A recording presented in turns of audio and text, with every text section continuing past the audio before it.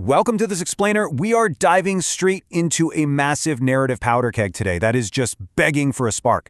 You know that slow buildup we've been sitting through? Yeah, that's completely over. The pace has absolutely accelerated, and we're looking at a direct, head-on collision between an unstoppable force and an immovable object. So let's just get right into it. For generations, the vast frozen frontier of Elbaph has existed as this colossal sanctuary, right?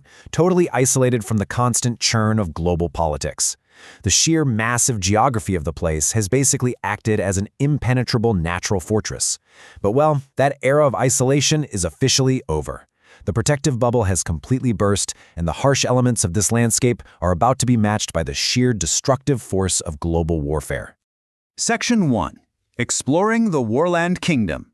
So, the Warland Kingdom, Elbaph, it isn't just a location on a map. It's literally a fortress forged in ice, and its defining trait?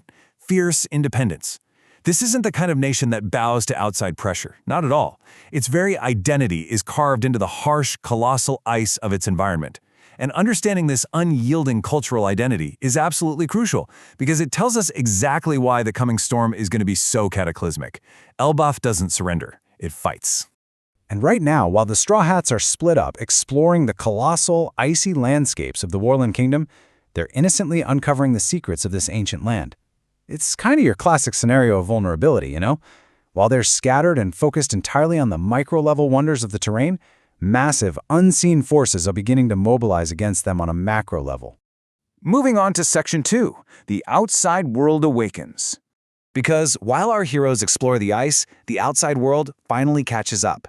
That immense geographical distance that once protected Elbaph, yeah, it's no longer a factor. The global powers have firmly turned their attention toward this cold frontier, and they're bringing the absolute full weight of their military might with them.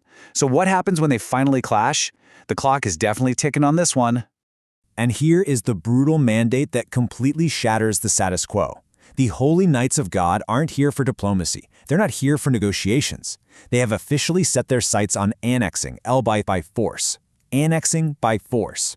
That's a phrase that leaves absolutely no room for misinterpretation. It's a clear, immediate declaration of total war. The stakes literally just skyrocketed from a simple expedition to a desperate fight for a nation's entire sovereignty. Section 3. Immu and the Holy Knights.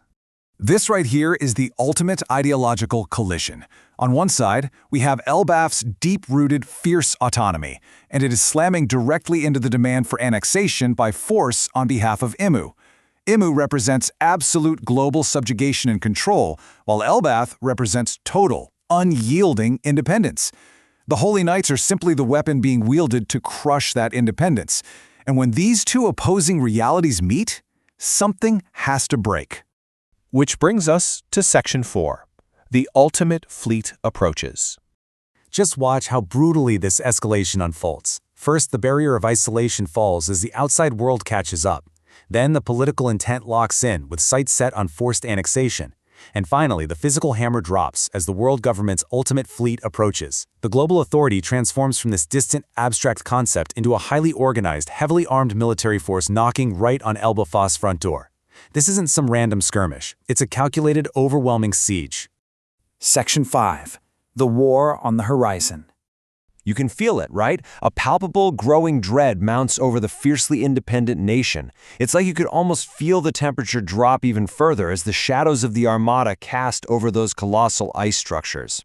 As we cover in this explainer, the growing dread is undeniable as the world government's ultimate fleet approaches, perfectly setting up the massive war brewing on the horizon. And the craziest part? All the while, the split-up Straw Hats remain completely unaware of the sheer magnitude of the threat bearing down on them. So, the pieces are all in place. The fierce warriors of the Warland Kingdom, the fragmented Straw Hat crew wandering the frozen wastes, and the overwhelming might of the world government's ultimate fleet carrying out Immu's will. The collision is totally imminent, so I'll leave you with this to ponder. When these unstoppable forces finally clash, and the ultimate fleet breaks the ancient ice of Elbaph, who will actually survive the fallout?